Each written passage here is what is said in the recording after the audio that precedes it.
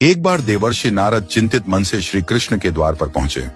उनका मुख मलिन था और नेत्रों में व्याकुलता झलक रही थी। श्री कृष्ण ने मुस्कुराते हुए पूछा, हे देवर्षि, आपके चरण आज चिंता से भरे क्यों हैं? नारद मुनि बोले, प्रभु, पृथ्वी लोक में मानव भौतिक सुखों के पीछे भाग रहा है, किंतु फिर भी उसे शांति नहीं मिल रही। बहुत से घरों में मैंने अशांति, रोग, दरिद्रता और भय का वास देखा है। इसका कारण क्या है? श्री कृष्ण ने गंभीर स्वर में उत्तर दिया, हे नारद, मनुष्य चाहे जितने भी पुण्य कर ले, यदि उसके घर में ये 3 चीजें हों तो वह अकाल मृत्यु, मानसिक तनाव और दरिद्रता से नहीं बच सकता। 1.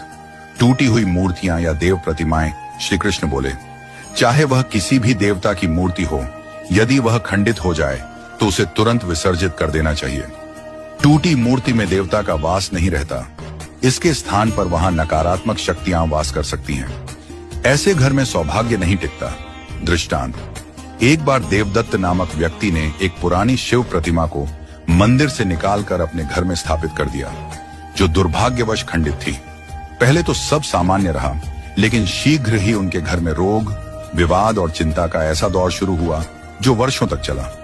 जब एक विद्वान पंडित ने उस खंडित मूर्ति को हटाया और शुद्धिकरण कराया, तभी उनके जीवन में पुनः शांति आई।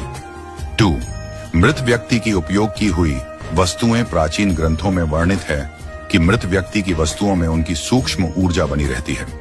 जब हम उन्हें अपने घर में संजो कर रखते हैं तो वह ऊर्जा हमारे चारों ओर प्रभाव डालती है। इन वस्तुओं से पितृदोष और मानसिक अवसाद पनप सकते हैं। दृष्टांत, देवदत्त के पिताजी का निधन हुआ और उनके वस्त्र, जपमाला, आसन को स्मृति के रूप में घर में रखा गया। धीरे धीरे परिवार में एक अजीब भारीपन और मानसिक तनाव का वातावरण बनने लगा। घर के बच्चों को डरावने सपने आने लगे। जब एक संत ने बताया कि उन वस्तुओं का विसर्जन आवश्यक है और विधि पूर्वक गंगा जल से शुद्धिकरण कर उन्हें हटाया गया, तब जाकर पुनः संतुलन लौटा। 3. पक्षियों व जानवरों का घर में बसेरा, विशेषकर कबूतर और चमगादड़।